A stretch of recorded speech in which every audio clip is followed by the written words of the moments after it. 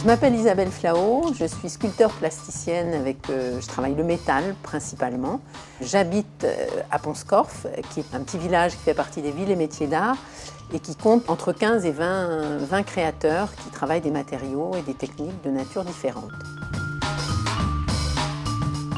Ce qui me plaît beaucoup dans l'acier, c'est un matériau qui a une mémoire, c'est-à-dire que vous le pliez, vous ne pouvez pas revenir en arrière.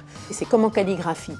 Vous réfléchissez à votre truc, vous faites votre gestuelle dans l'espace, vous vous levez, et puis c'est bon ou c'est pas bon. Et moi, ce côté radical du rapport à la matière me plaît infiniment. Et puis la seconde chose, c'est que l'acier, ça permet d'être vite dans l'espace. Moi, j'aime bien avoir une envie, et ça part sur l'impulsion, il faut que ça soit péchu, il faut que ça soit tonique.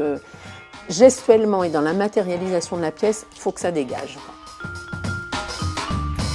Je pars d'une feuille plate, c'est comme un peu la feuille blanche pour un écrivain. Il n'y a aucune séduction dans la feuille blanche et plate.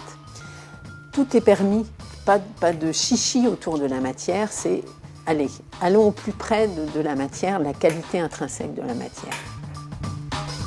Le métal, on peut le travailler de plein de façons. Quand on voit, c'est quand même le matériau natif, c'est quand même l'histoire des civilisations, hein, le métal, la métallurgie.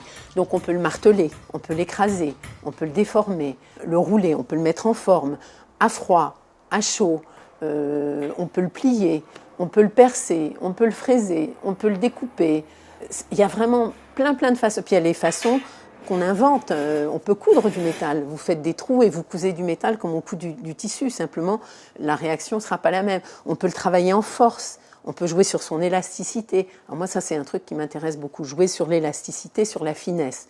Le métal, on pense toujours que c'est un truc hyper robuste. Voilà, mais on peut être sur la finesse des choses. On peut jouer sur, jouer sur l'élasticité du métal, sur sa grâce, en fait.